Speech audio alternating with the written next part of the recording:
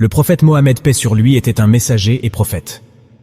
Nous apprenons du noble Coran que le prophète Mohammed, paix sur lui, était le dernier prophète et non le dernier messager. Quelle est la différence entre prophète et messager?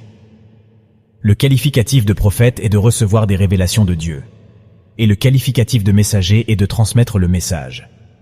Le prophète Mohammed, paix sur lui, avait les deux qualificatifs comme certains prophètes. Par contre, un messager qui n'a pas le qualificatif de prophète est de transmettre et de confirmer les révélations de Dieu. Écoutons les versets suivants. Verset 40, sourate 33. Mohammed n'était le père d'aucun homme parmi vous. Il était un messager de Dieu et le dernier prophète. Dieu est pleinement conscient de toutes choses. Comme vous avez pu l'entendre de vos propres oreilles, Dieu dit, il était un messager de Dieu et le dernier prophète. Dieu n'a pas dit le dernier messager et prophète, n'est-ce pas? Verset 81. Dieu a fait prendre un engagement au prophète, disant « Je vous donnerai l'écriture et la sagesse. Ensuite, un messager viendra confirmer toutes les écritures existantes.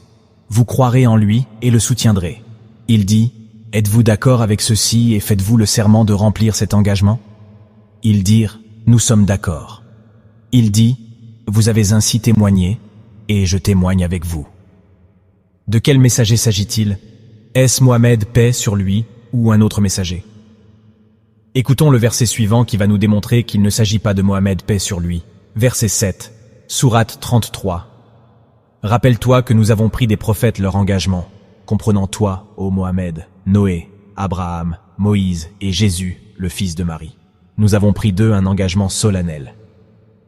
Dieu nous dit aussi qu'il y aura aussi des messagers entre nous, comme celles et ceux qui font la promotion de la vérité, le Coran, sur la place publique, sur les réseaux, et j'en passe. Écoutons les versets en question. Verset 35, sourate 7. Ô enfants d'Adam, quand des messagers viennent à vous de parmi vous et vous récitent mes révélations, ceux qui prennent considération et mènent une vie droite n'auront rien à craindre, et ils ne seront pas peinés. Verset 33, sourate 39. Quant à ceux qui font la promotion de la vérité et y croient, ce sont les justes. Quel est le rôle d'un messager? Quel est le rôle d'un facteur? Doit-on imiter le messager et le facteur? Ou doit-on prendre le message et la lettre? Puisse notre Seigneur Dieu guider celles et ceux qui cherchent à être guidés. Que la paix soit sur vous, mes chers frères et sœurs.